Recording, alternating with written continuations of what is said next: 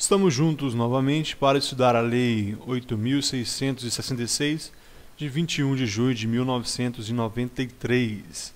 Então, na aula passada, nós estávamos falando, no artigo 40, nós dizíamos que o edital conterá o preâmbulo, o número da ordem e série anual, o nome da repartição, modalidade, tipo de licitação. Ainda falei que há alguns itens obrigatórios, e nós citamos do 1 até o inciso 7º. E nós vamos agora, então, para um inciso 8º. Pessoal, nós já estudamos os aspectos que mais caem em prova, nós já estudamos. Acredito que nós já estudamos nesses 18 vídeos, pelo menos uns 65 a 70% do que poderá cair em licitação para a sua prova. Só que eu peço a vocês que continuem nos acompanhando, continuem estudando com a gente, porque uma questão pode fazer a diferença. E a gente vai tentar o mais rápido possível findar essa lei. Então vamos lá para o ponto em que nós paramos, no inciso 8º. Obrigatoriamente deve citar o edital, os locais, horários e código de acesso dos meios de comunicação à distância em que serão fornecidos elementos e informações e esclarecimentos relativos à licitação e às condições para atendimento das obrigações necessárias ao cumprimento de seu objeto. Então vamos supor que a repartição pública vá fazer uma videoconferência para explicar como será aquele procedimento de licitação, como que será a complexidade daquele procedimento. Ou ainda, se vai disponibilizar algum aviso por meio da internet.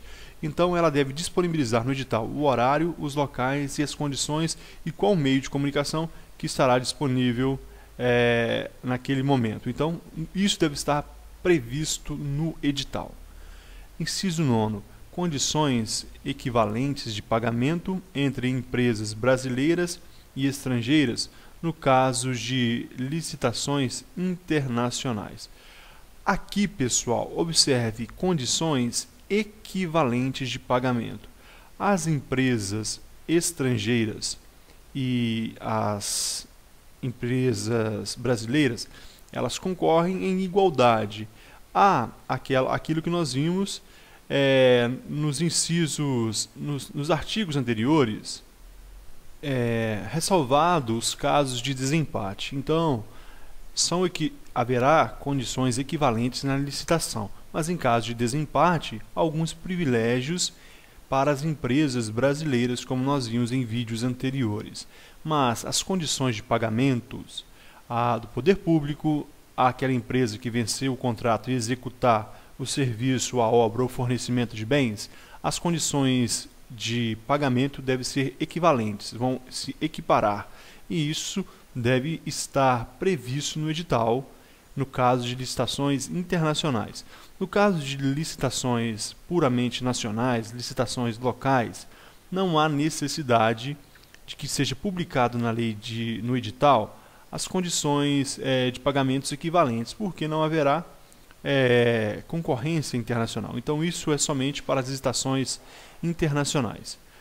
O 10º, o critério de acessibilidade dos preços unitário e global, conforme o caso, permitido a fixação de preços máximos e vedados a fixação de preços mínimos, critérios estatísticos ou faixas de variação em relação a preços de referência, ressalvado o disposto no parágrafo 1 do artigo e no parágrafo 2º do artigo 48. Então, essa redação foi dada em 98 e nós temos que entender esse inciso. A princípio, pessoal, nós vamos aqui ficar nesse artigo 10º. Por quê? No parágrafo 1º e 2º do artigo 48, eles falam da proposta inexequível, aquela que é impossível de realizar-se, da proposta inexequível, da proposta em que a administração não tem condição de aceitar. Então, por causa de preços mínimos, nós falaremos lá no artigo 48, então lá a gente vai explicar melhor essa condição. Aqui que a gente deve guardar para a nossa prova desse artigo 10º. Então, é obrigatório estar no edital critério de aceitabilidade de preços unitário e global. Se a administração pública vai aceitar e valor, por exemplo, de item por item de um determinado fornecimento de bens, ou se ela vai aceitar somente o valor global, o conjunto de todos aqueles itens. É permitida a fixação de preços máximos e vedados a fixação de preços mínimos, critérios estatísticos e faixa de variação em relação ao preço de referência. Tudo isso deve estar previsto no edital, tudo isso deve estar citado no edital de convocação, no edital de licitação. Ressalvado o que nós veremos lá no artigo 48, parágrafo 1º e 2º. Quando a gente chegar lá, a gente volta aqui e faz essa ressalva. 11. Critério de reajuste que deverá retratar a variação efetiva do custo de produção, admitida a adoção de índices específicos ou setoriais, desde que a data prevista para a apresentação da proposta ou do orçamento a que essa proposta se referir, até a data do adimplemento de cada parcela.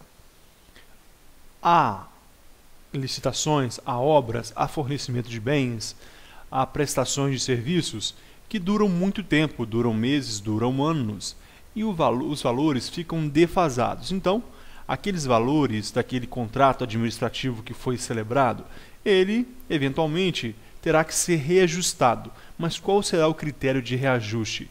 Vai ser a taxa da inflação? Vai ser o quê? Os índices de reajustes podem ser específicos, pode ser os índices oficiais específicos ou setoriais, de cada setor, de acordo com cada setor, com cada unidade, de acordo com cada bem. É um setor específico de cada setor. Então, pode haver essa distinção. O específico será global, enquanto o índice setorial ele será voltado para um determinado setor, para uma determinada área. E desde a data prevista para a apresentação da proposta, aquele valor, até o pagamento de cada parcela. Então, todos esses critérios de reajuste devem estar obrigatoriamente no edital. Se cair na prova dizendo que o critério de reajuste é facultado a presença do critério de reajuste no edital, será falso, porque isso é obrigatório.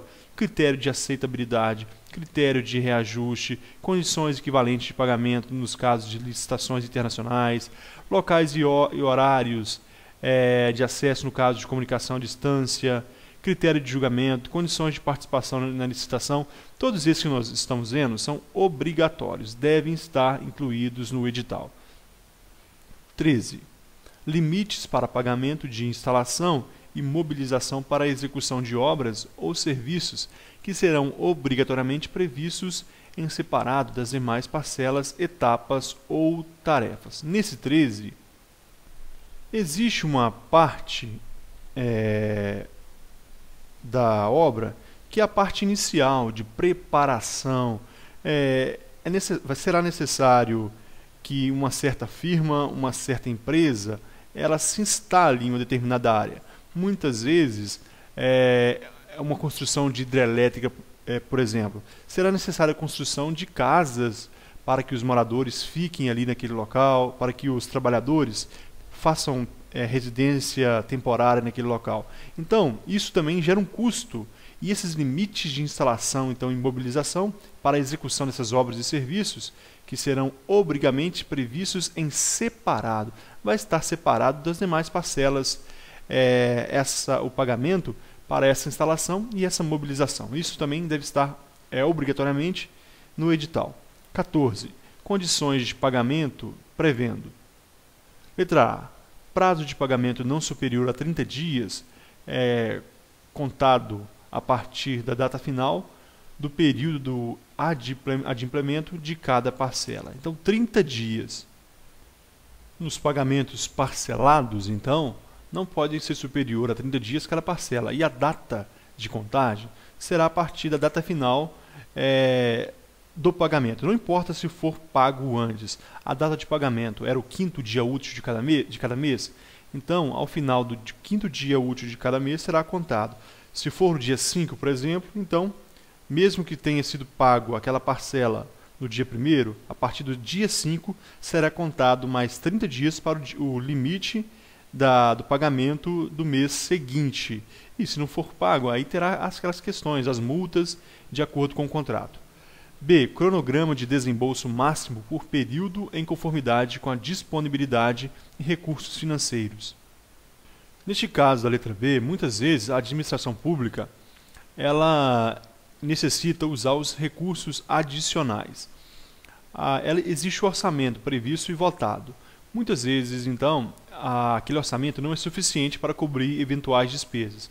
Aí, a administração pública ela usa os créditos adicionais, seja suplementar para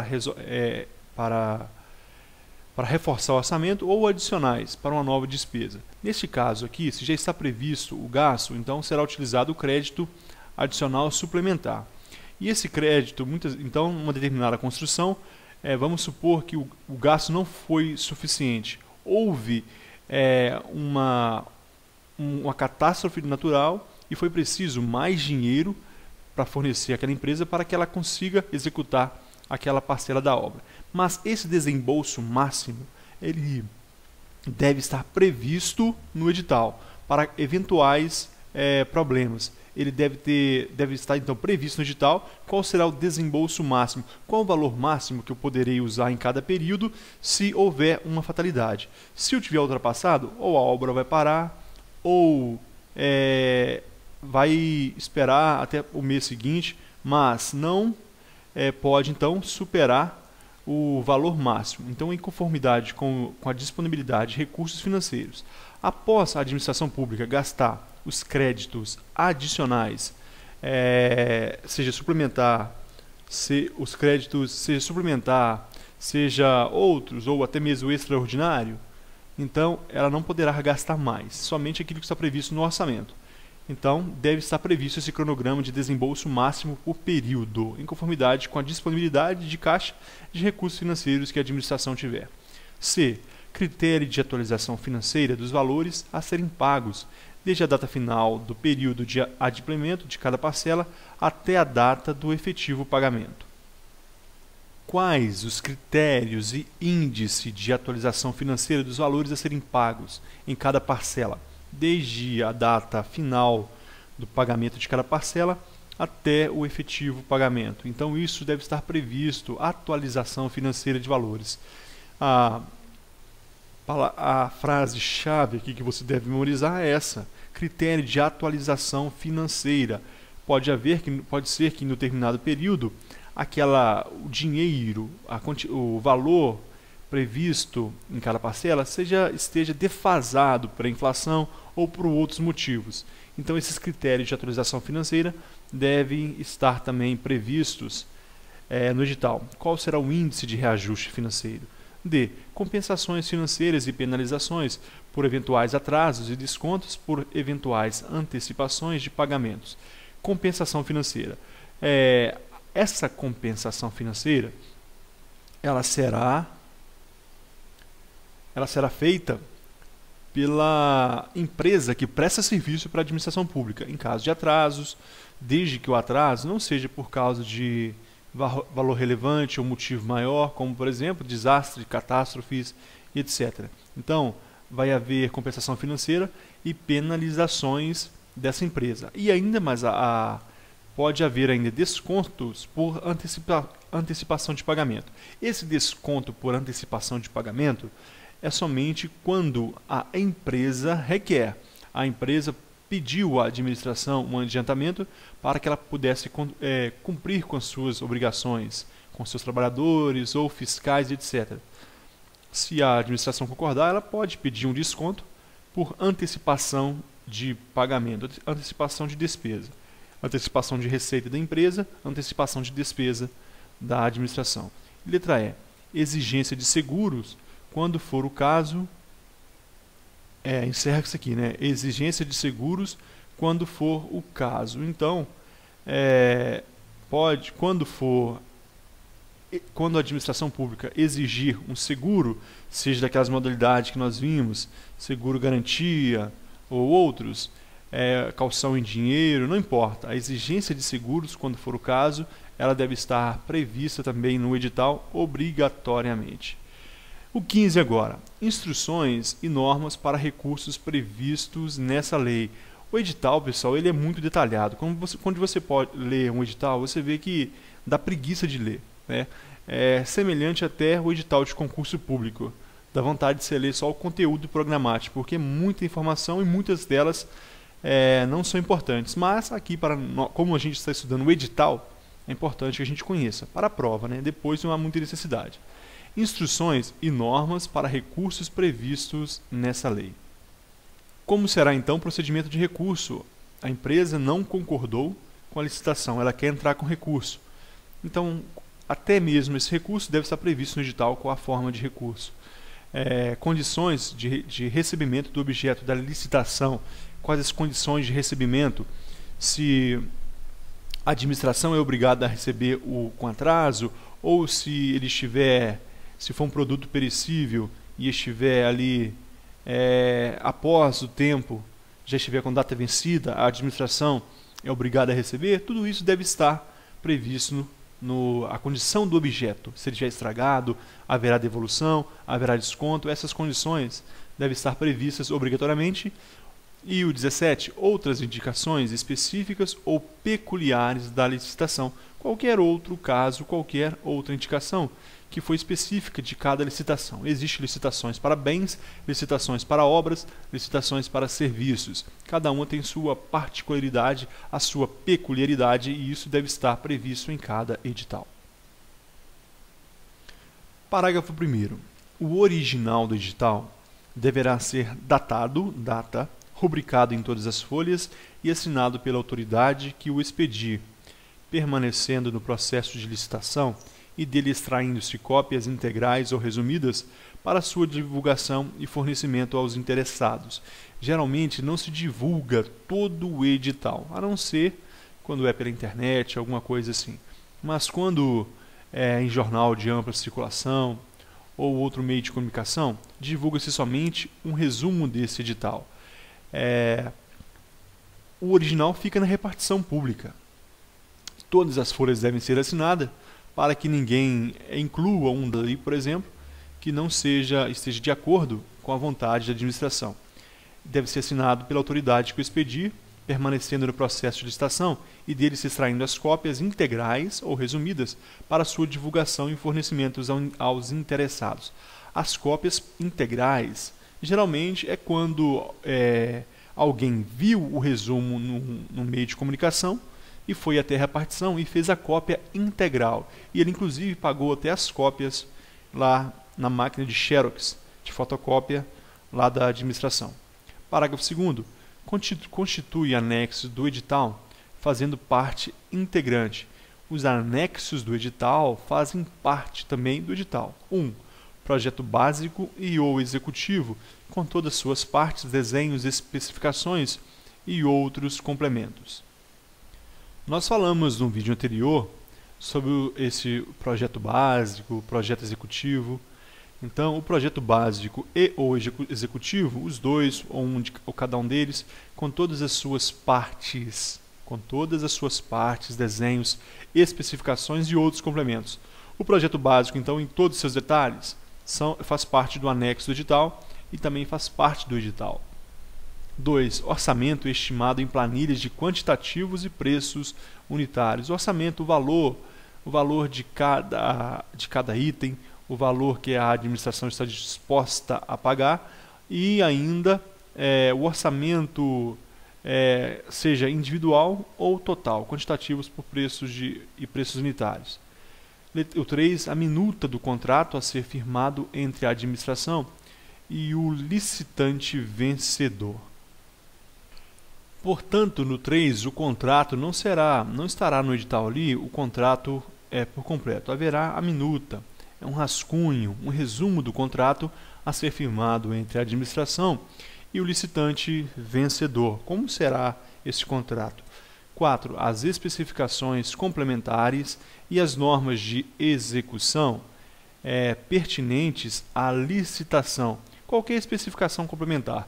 Como eu disse, cada licitação tem as suas particularidades, e essas especificações complementares e normas pertinentes à licitação devem estar também ali especificadas nesse edital. Esse é tranquilo. Parágrafo 3º. Para efeito de disposto nessa lei, considera-se como adimplemento da obrigação contratual a prestação do serviço, a realização da obra, a entrega do bem ou a parcela destes, bem como qualquer outro evento contratual cuja ocorrência esteja vinculada à emissão de documento de cobrança. Nesse parágrafo 3º da lei de licitação aqui desse artigo, nós vimos a especificidade de cada tipo de licitação, seja prestação de serviço, seja a realização da obra ou até mesmo a entrega de um bem ou parcelas destes. Então, no caso de parcela, a empresa é obrigada a cada mês entregar 100 km de estrada pavimentada. Então, ela deve pavimentar 100 km de estrada por mês. Então, a cada mês será observado isso. Se ela tiver completado esses 100 km, então ela não estará inadimplente com a sua obrigação.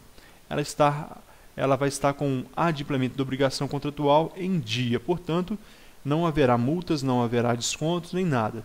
Então, a prestação de serviço completa, realizada em obra ou entrega do bem ou parcela destes, bem com qualquer outro evento cuja ocorrência esteja vinculada à emissão de documento de cobrança.